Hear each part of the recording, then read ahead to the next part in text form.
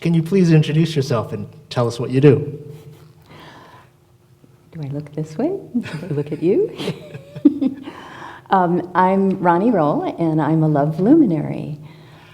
What does a love luminary do? What I do is I help people to discover love and to find it and to celebrate it and then to be able to find their way back to it, if need be. Find their way back. Well, I'm intrigued by that statement. Sometimes what happens is a couple may have made some beautiful promises to each other in the beginning, and they fell in love, and life has happened.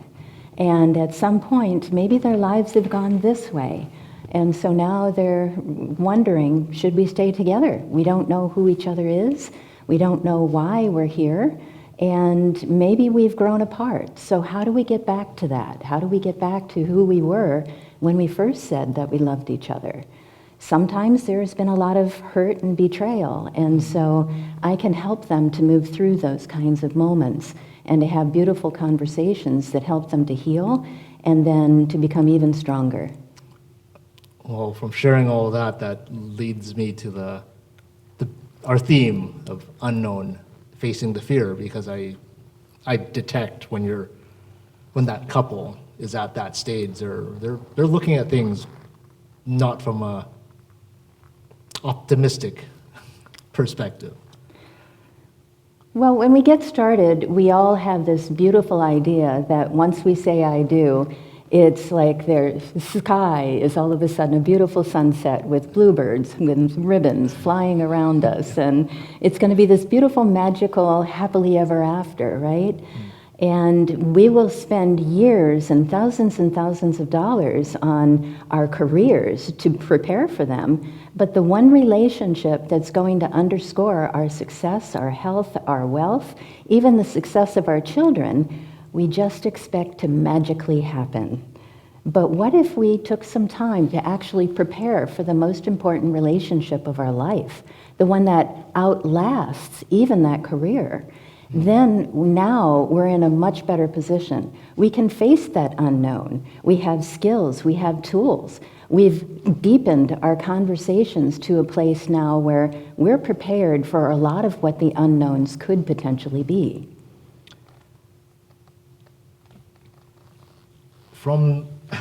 I'm going to guess you've spoken to hundreds of couples.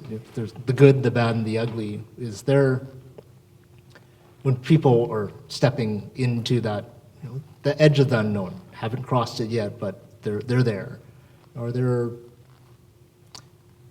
common narratives that appear? It is truly a fear. It's a fear of, are we going to make it? Are we going to be a statistic?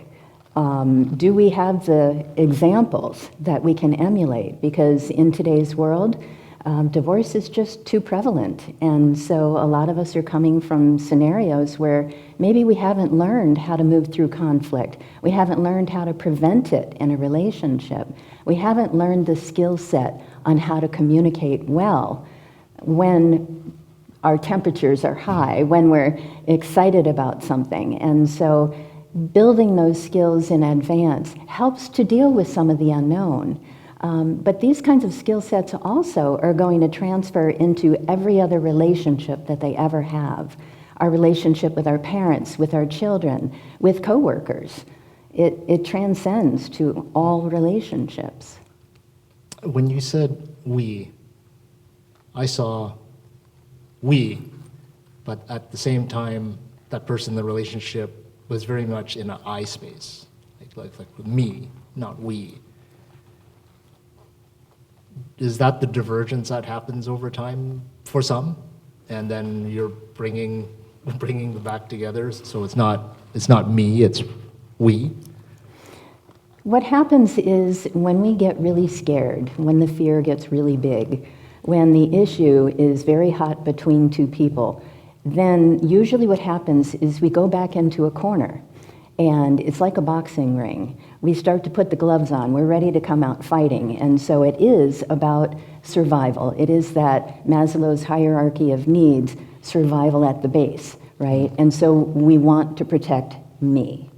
And what I attempt to do with a couple is say, okay, what we're going to do now is shift this whole paradigm. So your person is not the enemy. Your person is the only other person that can help you move through this issue. And so we do things like have them sit side by side instead of across, facing each other in a combative defensive mode. And we start to talk with them about the right kinds of words to enlist that person's aid, right? So that we can move through the difficult times together.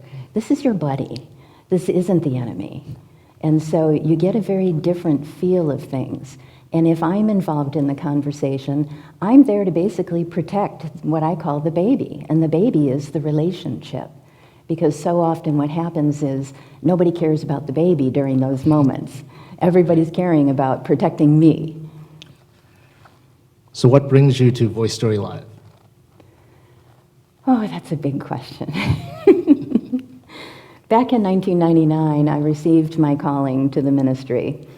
And at that time, I was struck by lightning, as you know. And shortly after that, I received a series of visions that told me what I was going to do with my life. And one of those pieces was that I was going to be on a stage again, delivering a message of hope, of love. And I have been fighting it all of these years. And then along comes someone who makes it so easy to say yes. Thank you. And what's it like to work with Winston?